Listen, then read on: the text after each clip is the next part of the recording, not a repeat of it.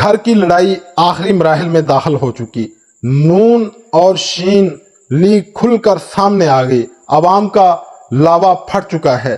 جی ہاں، یہ سب کچھ آپ سنیں گے اس ولاگ میں۔ بسم اللہ الرحمن الرحیم، صلی اللہ علی حبیبہ محمد وآلہ وصحابہ وبارک وسلم۔ السلام علیکم ورحمۃ اللہ وبرکاتہ۔ آپ یوٹیوب چینل دیکھ رہے ہیں اور میں علی احمد بھٹی ہوں۔ معزز سامعین، آج کی اس ولاگ میں آپ سنیں گے کہ نون لیگ اور شین لیگ جو ہے نا، ان کی لڑائی پورے عروج پر ہے۔ تو یہ اس لڑائی میں ملک کو انہوں نے تباہ کیا ہے اور یہ دونوں گھر اس چیز کے ذمہ دار ہیں۔ آج اگر ملک کی جو ہے گروتھ وہ 0.6% تک ہے تو یہ ان کی ڈرامے بازیاں اور ان کے گھر کی لڑائی کی وجہ سے ہے۔ اور اگر آج ملک میں مہنگائی اور بجلی کے بلز کی وجہ سے غریب خودکشیاں کر رہے ہیں تو ان کی ذمہ دار یہ امپورٹڈ گورنمنٹ اور اس کو لانے والے ہیں کہ آج عوام خودکشیاں کر رہی ہے۔ بجلی کے بلز ملنے سے لوگوں کی سانسیں اکھڑ رہی ہیں۔ خدارا پتہ کریں کہ ملک میں ہو کیا رہا ہے۔ تو جی، ہم بات کریں گے سب سے پہلے اس پر کہ یہ کیسے ان کے گھر کی لڑائی چل رہی ہے۔ میں نے پہلے بھی اس پر جو ہے نا کئی ولاگ کیے ہیں کہ یہ ایک سوچی سمجھی سازش اور طریقہ کہ شہباز شریف کو فیل کرنا، کیونکہ گھر کی لڑائیاں جب چلتی ہیں نا تو وہ ملک برباد کر دیتی ہے۔ یہ اب کی بات نہیں، آپ کو میں تھوڑا پیچھے لے جانا چاہتا ہوں کہ آپ ہندوستان میں چلے جائیں جہاں 700-900 سال میکسیمم مسلمانوں نے حکومت کی۔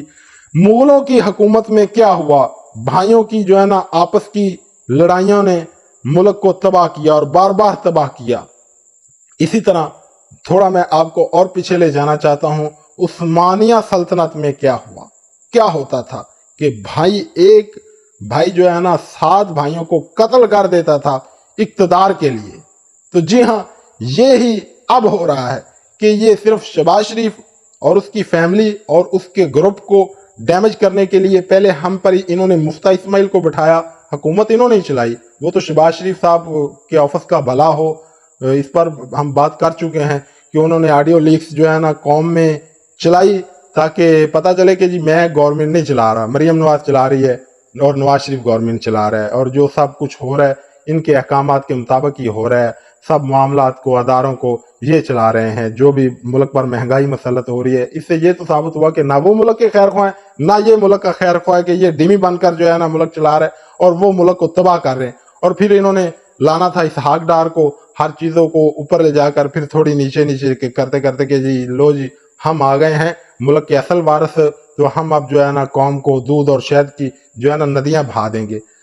تو اب ان کی لڑائی کھل کر کیسے سامنے آ چکی ہے کہ مفتی اسماعیل اور اسحاق ڈار صاحب آن فائر ہو چکے ہیں۔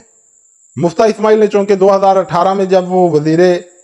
جو ہے نا خزانہ بنا تھا اس وقت بریفنگ دی تھی جی ایچ کیو میں جا کر کے مفتی اسماعیل نے یہ بریفنگ دی تھی کہ اسحاق ڈار ملک میں برودی سرنگیں بچھا گیا ہے معیشت کے آگے، کہ ایسی تباہ کن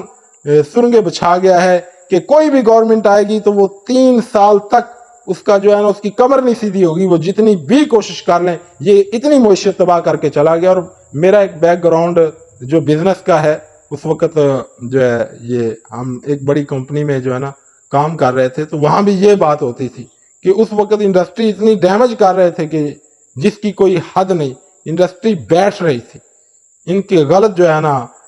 کہہ لیں کہ حرکتوں کی وجہ سے، غلط پالیسیوں کی وجہ سے۔ تو اسحاق ڈار صاحب مفتا پر آن فائر ہیں کہ یہ مفتا کی وجہ سے یہ سب ہوا، حالانکہ وہ تو سب کچھ سامنے آ گیا نا کہ یہ ڈمی تھے، چلاتے جو ہے نا پیچھے سے نواز شریف اور اسحاق ڈار ہی رہے۔ ایک بار انہیں فیل کرنا تھا پھر خود اوپر آنا تھا۔ اور اس پر پھر ایک اور دھماکہ، جوید لطیف صاحب چونکہ وہ بھی ان کے گروپ کا ہے، نون لیگ کا، خاص جو ہے نا نواز شریف کا، مریم نواز کا چہیتا ہے، چہیتوں میں شمار ہوتا ہے اس کا بھی، تو اس نے بھی جو ہے نا وہ 20 میں ان کی ہنڈیاں پھوڑی، ایک بار نہیں کئی بار پھوڑی۔ وہ پھر جو ہے نا 2-3 دن پہلے ٹی وی پر بیٹھ کر کہہ رہا تھا کہ جی ہمیں تو گورنمنٹ میں لایا گیا ہے زبردستی، ہم تو گورنمنٹ لینا نہیں چاہتے تھے۔ تو یہ بیانیہ کھڑا کرنے کا مقصد کیا ہے؟ یہی کہ جو ہے نا یہ شہباز شریف صاحب نے گورنمنٹ کی تباہی یعنی کہ جو ہے نا وہ عوام کی پھیری ہے، تو نواز شریف آ کے اب اسحاق ڈار وغیرہ ہماری ٹیم جو ہے نا ٹھیک کرے گی، حالانکہ یہ بھی وزیر صاحب ہیں۔ اور میں یہ بھی بتاتا چلوں کہ جو آئی ایم ایف سے قرض آیا ہے وہ تقریباً جو اس کا 70% ہے وہ لگ چکا ہے، اور یہ ہماری 75 رکنی جہادی سائز کابینہ ہے، 75 رکنی جہادی سائز کابینہ ہے، اور وہ پیسے سارے لگ چکے ہیں۔ اور اس 75 سائز جہادی کابینہ میں آدھے جو وزراء ہیں ان کے پاس محکمے ہی نہیں ہے، اور زہر کھانے کو پیسے نہیں ہے۔ یہ بھی بتا دوں کہ زہر کھانے کو پیسے نہیں ہے، ٹھیک ہے، قوم کھانے کو، ملک کھانے کو جو ہے نا یہ سب ہیں، لیکن عوام کے لیے کچھ بھی نہیں ہے۔ اور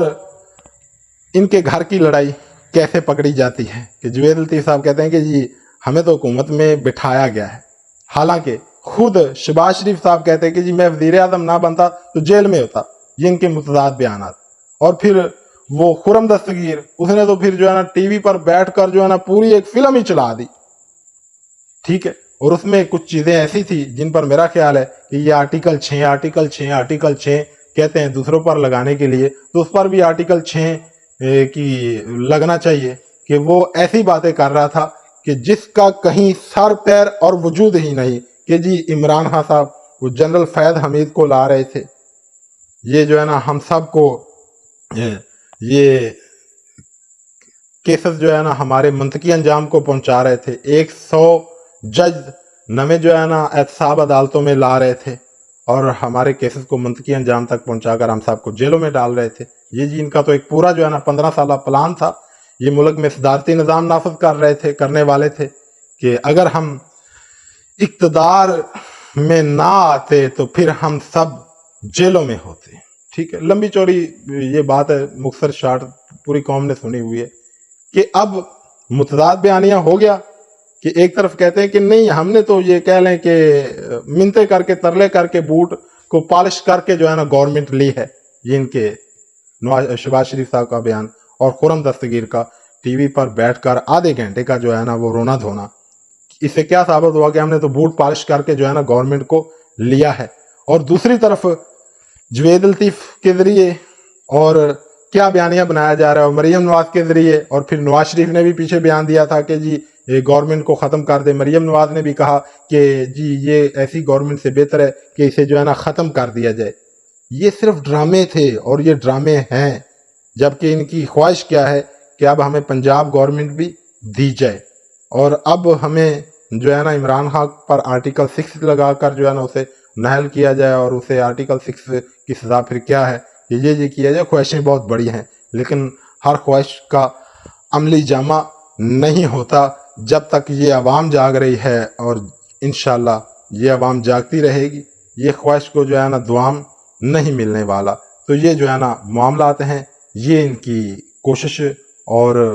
ڈیولپمنٹ ان کی چل رہی تھی، یہ بیانیہ چل رہا تھا، لیکن یہ ڈیولپ نہیں ہوگا انشاءاللہ عوام پر کسی طریقے بھی نہیں ہوگا کہ ایک طرف ڈرامے بازی کون سی اور دوسری طرف ڈرامے بازی کون سی، قوم کی جو خدا را جان چھوڑ دیں، گھر کی لڑائی میں ملک کو مزید تباہ مت کریں۔ اب تک کے لیے اتنا ہی، اجازت دیجیے۔